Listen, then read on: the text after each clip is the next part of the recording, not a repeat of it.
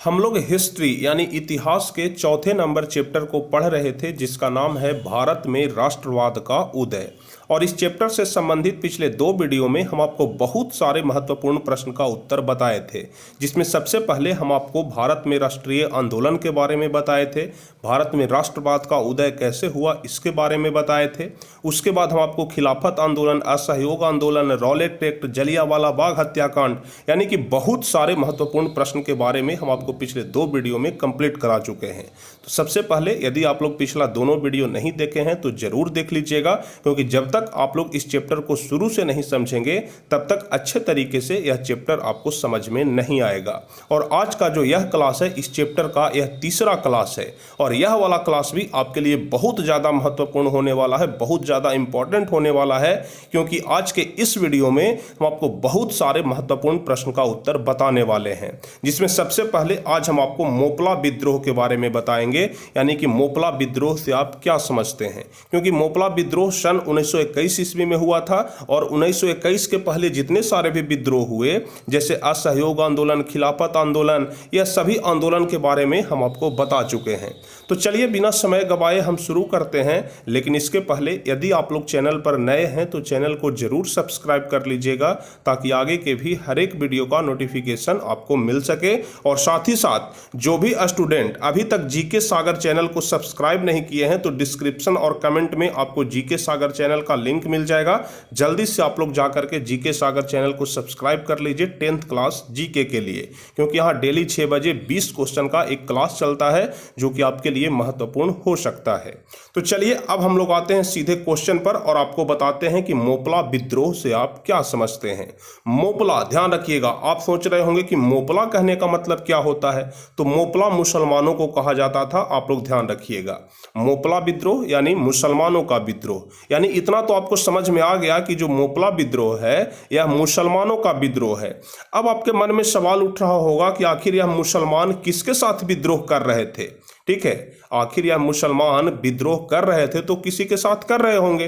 तो किसके साथ विद्रोह कर रहे थे? तो जमींदारों के साथ। आप लोग ध्यान रखिएगा, यानी कि यह जो मोपला विद्रोह था यह मुसलमानों और जमींदारों के बीच का विरोध था, यानी कि दोनों के बीच का आंदोलन था। और कितने ईस्वी में हुआ था? तो सन 1921 ईस्वी में। कहां पर हुआ था? तो केरल के मालाबार तट के पास हुआ था। ठीक है, जगह का नाम, कारण, ईस्वी, सब कुछ आप लोग ध्यान रखिएगा। तो चलिए अब हम लोग लिखेंगे कैसे, इसके बारे में हम आपको बताते हैं। तो हम लोग लिखेंगे इस तरह से कि सन 1921 ईस्वी में मुसलमानों और जमींदारों के बीच केरल के मालाबार तट के पास एक विद्रोह हुआ था, जिसे मोपला विद्रोह के नाम से जाना जाता है। मोपला मुसलमान थे। अभी हम आपको बताएं कि जो मोपला थे वह मुसलमान थे, और इस विद्रोह में मुसलमानों पर बहुत तरह के अत्याचार किए गए।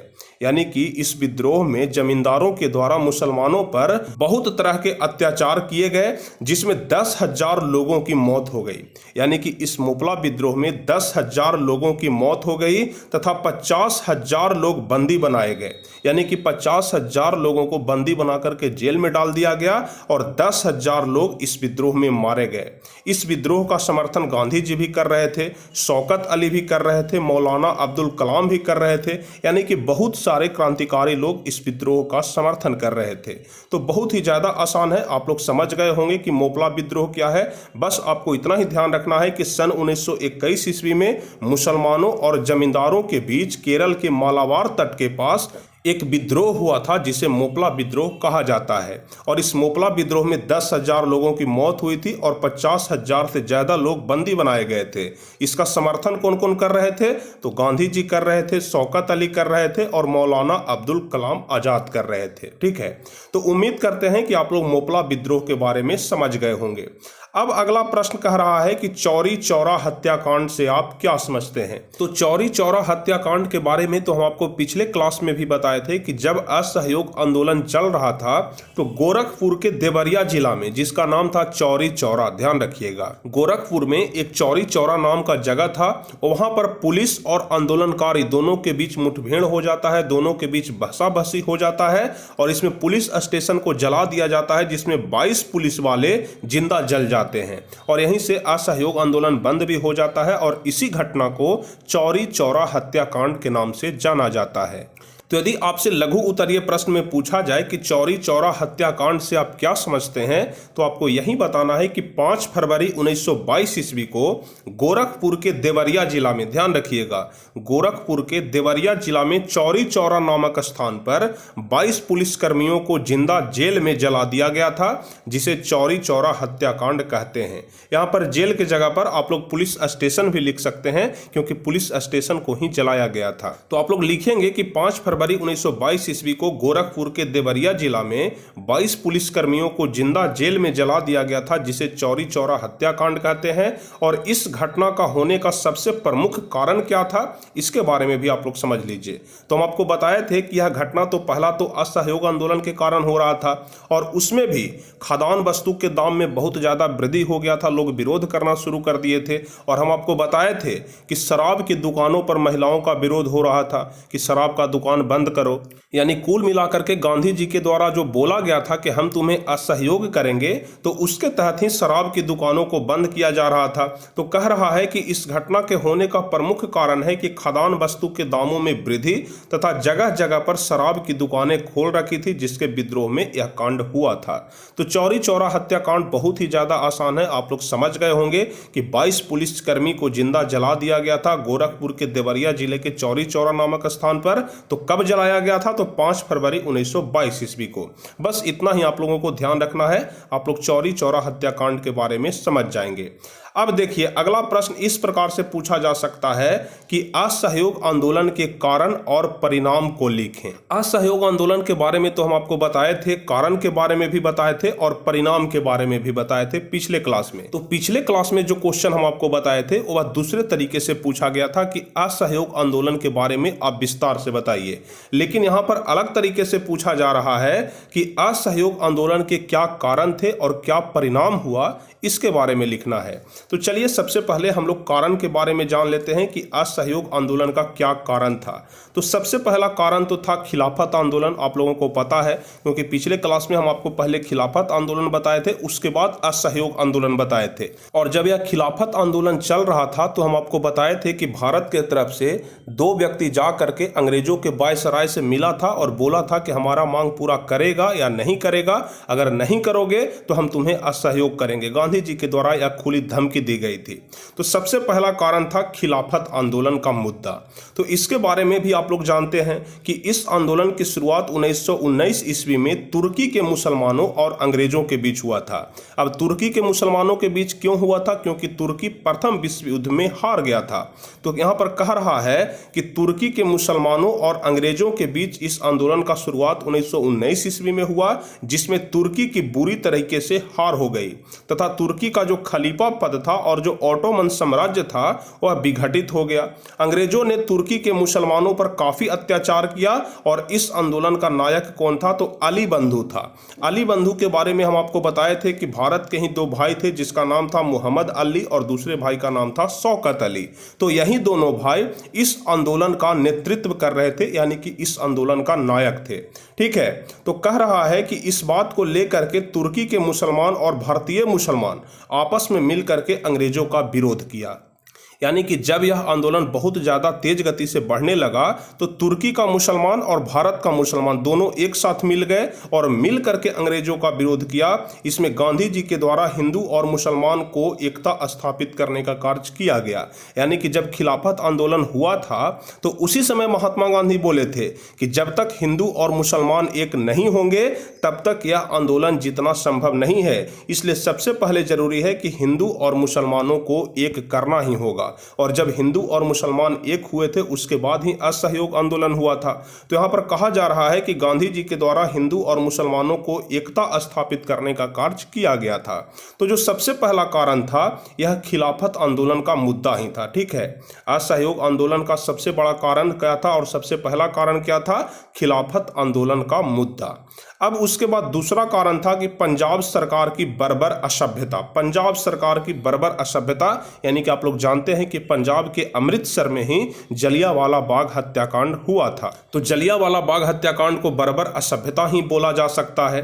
तो कह रहा है कि जलियांवाला बाग हत्याकांड की घटना 13 अप्रैल 1919 ईस्वी को पंजाब के अमृतसर में घटा था। इसमें भारत के दो क्रांतिकारी नेता डॉक्टर सत्यपाल एवं किचलू को 9 अप्रैल 1919 ईस्वी को गिरफ्तार कर लिया गया था और इस बात को लेकर के भारतीय जनता ने आपस में मिलकर के जलियांवाला बाग में एक सभा का आयोजन किया जिसमें 20,000 व्यक्ति शामिल थे। लेकिन अचानक अंग्रेजों का प्रधान जनरल डायर ने अपने सैनिकों को गोली चलाने का आदेश दे दिया, जिसमें सरकारी गवाही के अनुसार 379 व्यक्ति मारे गए, लेकिन रियल में यानी कि वास्तविक में मरने वालों की संख्या हजारों हजार से अधिक थी। क्योंकि जहां पर 20,000 व्यक्ति शामिल हैं, जहां पर 20,000 आदमी हैं और चारों तरफ से गोली चल रहा है, तो क्या 379 व्यक्ति ही मारे जाएंगे?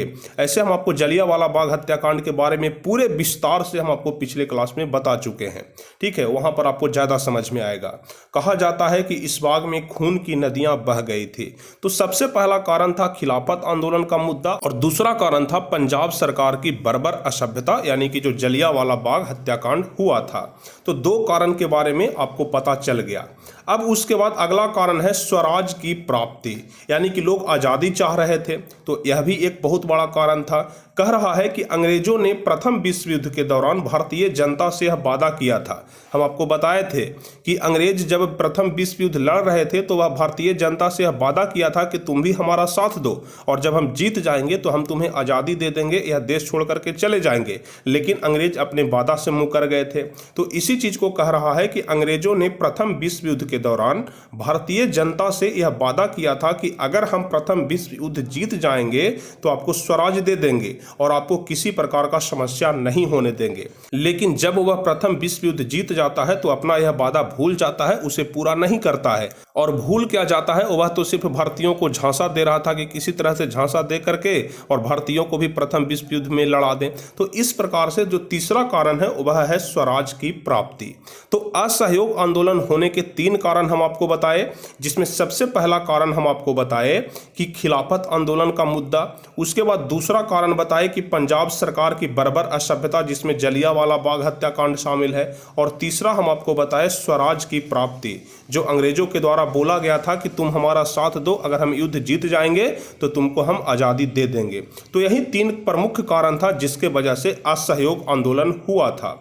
अब असहयोग आंदोलन हुआ तो इसका परिणाम क्या निकला? ठीक है, चाहे कुछ भी होता है तो उसका रिजल्ट तो आता है। तो जब असहयोग आंदोलन हुआ तो उसका परिणाम क्या निकला? तो परिणाम के फलस्वरूप चोरी चौरा हत्याकांड निकला। परिणाम के फलस्वरूप यानी असहयोग आंदोलन के परिणाम के फलस्वरूप चोरी चौरा हत्याकांड हुआ। कब हुआ? तो 5 फरवरी 1922 ईस्वी को गोरखपुर के देवरिया जिले में 22 पुलिसकर्मियों को जिंदा जेल में जला दिया गया था, जिसे चौरी चौरा कांड कहते हैं। और इस चौरी चौरा हत्याकांड के चलते इस आंदोलन को वापस ले लिया गया। यानी कौन से आंदोलन को वापस लिया गया? तो असहयोग आंदोलन को। तो यदि आज के बाद से आपसे कोई भी पूछे कि असहयोग आंदोलन बंद क्यों हुआ था, तो आपको बस एक ही जवाब देना है, चौरी चौरा हत्याकांड के कारण। अगर आपसे कोई पूछे कि चौरी चौरा हत्याकांड कहां हुआ था, तो आपको बताना है कि गोरखपुर के देवरिया जिले में। अगर स्थान का नाम पूछे तो स्थान का नाम है चौरी चौरा, आप लोग ध्यान रखिएगा। और इस चौरी चौरा हत्याकांड में पुलिस स्टेशन में ही आग लग गया था, जिसमें 22 पुलिसकर्मी और 3 नागरिक मारे गए थे। तो उम्मीद करते हैं कि इसके बारे में आप लोग अच्छे तरीके से समझ गए होंगे कि असहयोग आंदोलन के क्या कारण थे और क्या परिणाम निकला। तो यदि यह वाला प्रश्न पूछा जाएगा तो दीर्घ उत्तरीय में पूछा जाएगा, इसलिए आप लोग जरूर याद कर लीजिएगा।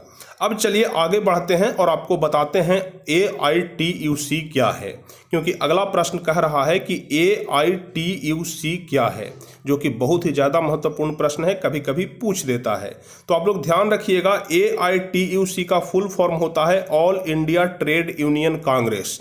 ऑब्जेक्टिव क्वेश्चन में हमेशा पूछा जाता है कि AITUC का फुल फॉर्म क्या है, तो आपको बताना है all India Trade Union Congress, जिसकी स्थापना 31 अक्टूबर 1920 ईस्वी में मुंबई में किया गया था और जिसके प्रथम अध्यक्ष अध्यक्ष लाला लाजपत राय थे और सचिव थे जमना लाल बजाज। ठीक है, अगर आपसे कोई पूछा जाए, अगर आपसे कोई पूछ दे कि all India Trade Union Congress के पहले सचिव कौन थे, तो आपको बताना है जमना लाल बजाज। और यदि कोई पूछ दे कि पहले अध्यक्ष कौन थे, तो आपको बताना है लाला लाजपत राय। तो AITUC कहने का मतलब भी आप लोग समझ गए होंगे, all India Trade Union Congress. स्थापना कब हुई थी? तो 31 अक्टूबर 1920 ईस्वी को। यह दो ऑब्जेक्टिव क्वेश्चन यहां से बनता है कि AITUC का फुल फॉर्म क्या होता है, तो All India Trade Union Congress. और All India Trade Union Congress की स्थापना कब हुई? तो 31 अक्टूबर 1920 ईस्वी को।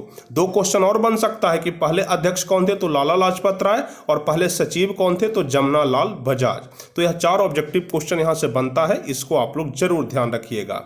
अब चलिए हम आपको बताते हैं कि इस कांग्रेस पार्टी का उद्देश्य क्या था। यह जो all India Trade Union Congress बना, इसका उद्देश्य क्या था? तो इसका उद्देश्य था कि किसानों एवं मजदूरों की समस्या को समाधान करना। यानी कि भारत में जितने सारे भी किसान थे, मजदूर थे, उनकी समस्या को हल करना, समस्या को समाधान करना ही इस पार्टी का मुख्य लक्ष्य था। तो उम्मीद करते हैं कि all India Trade Union Congress के बारे में आप लोग समझ गए होंगे। अब चलिए आगे हम बढ़ते हैं और आपको बताते हैं कि स्वराज पार्टी या फिर दल क्या था। स्वराज पार्टी या फिर स्वराज दल क्या था, इसके उद्देश्य क्या थे, इसके बारे में बताना है। तो इसका जवाब लिखेंगे कि 1923 ईस्वी में चित्तरंजन दास और मोतीलाल नेहरू के द्वारा एक पार्टी का गठन किया गया था, जिसे स्वराज पार्टी कहा जाता है। बहुत ही ज़्यादा आसान है, बस आप लोग ध्यान से समझिए। 1923 ईस्वी में चित्तरंजन दास और मोतीलाल नेहरू के द्वारा एक पार्टी का गठन किया गया था, जिसे स्वराज पार्टी कहा जाता है। इसके प्रथम अध्यक्ष चित्तरंजन दास और सचिव कौन थे, तो मोतीलाल नेहरू थे।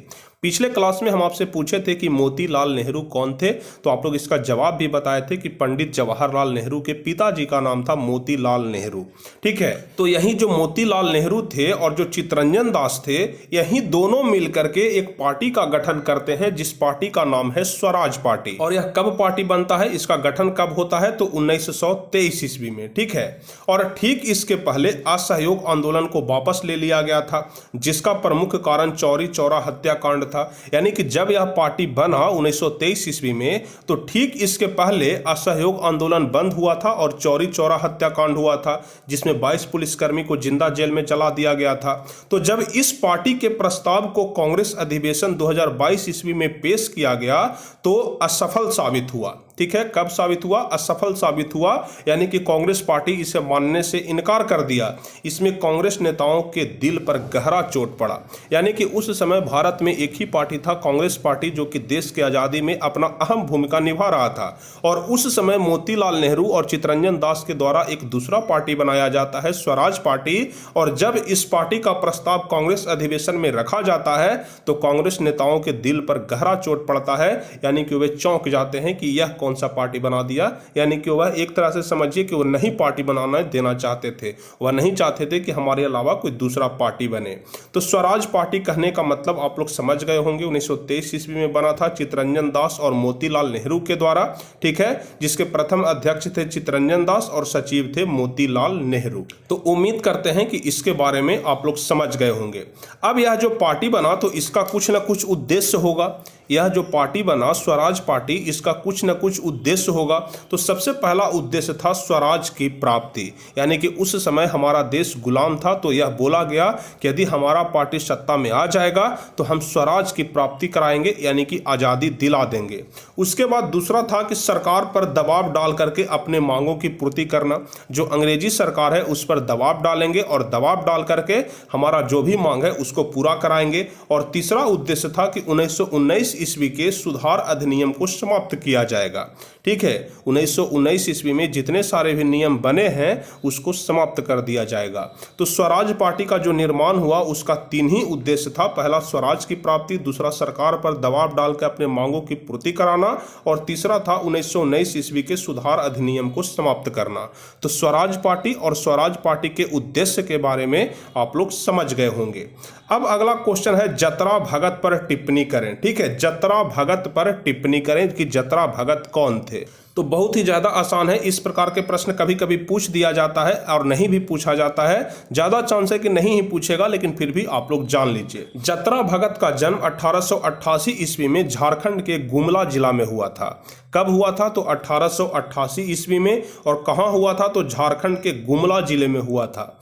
इन्होंने अंग्रेजों का खुल करके विरोध किया और सामाजिक तथा समाज के क्षेत्रों में काफ़ी विस्तार किया। इन्होंने आदिवासियों को कहा कि मांस और मदिरा का सेवन न करो और न ही नाच गान करो। तो बस इतना ही इंट्रोडक्शन है जतरा भगत के बारे में, जो कि बहुत ही ज़्यादा आसान है।